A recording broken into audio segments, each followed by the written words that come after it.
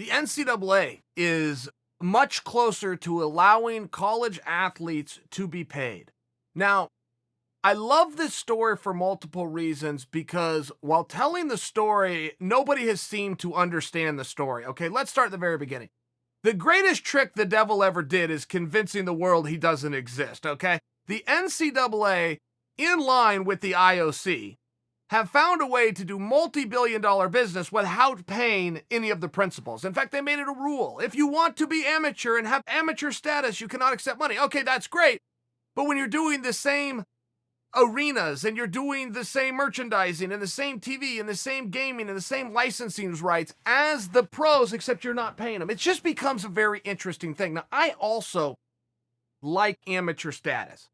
I really like it from a fan standpoint, and somebody have a dream and somebody go out and doing it. I like that there's classifications where you've got the pros and you've got the amateurs. I like the whole thing. I like that how then the amateurs can go into the pros. I get it and I like it. I just think that the topic is very interesting. The NCAA most simply does not want to pay anybody. It is as simple as that. So they have used every argument in the world, some of which are very good. Some of which are saying, look, in a young person's life of the ages of 18 to 22, they make enough mistakes as it is. Could you imagine them now having a pocket full of money and how many more mistakes they're going to make? I hear that argument, and that has been their argument from the beginning of time, largely.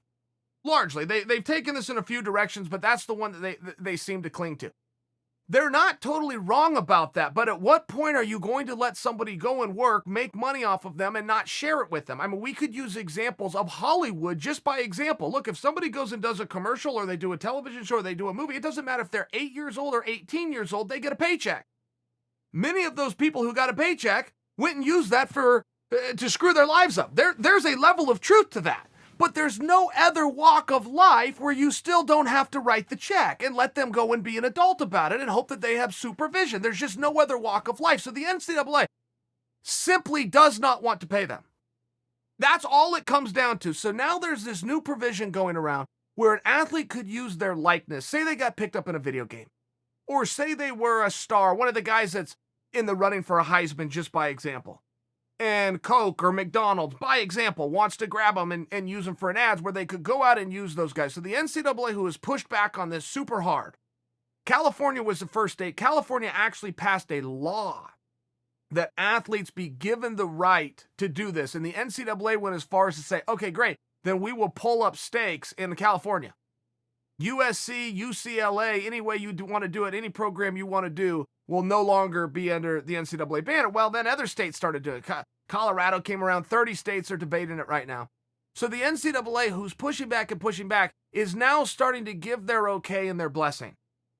And now they're trying to look like the big guys in the room that are out there to do the right thing. Why is nobody not still getting the point? The NCAA doesn't want to pay anybody and still won't be paying anybody. The NCAA is now going to give approval for outside people to come in and pay their athletes. The NCAA still isn't scratching a check. That's the real story. And the way that they've ping-ponged this and done this dance and made it look as though all these different reasons of amateur versus pro and we just can't do it and all these arguments and the mere fact that they're now starting to change their minds and loosen up. The only reason they're loosening up is because they're still not writing the check. They're going to give approval for somebody else to write a check. The NCAA is still keeping all the damn money.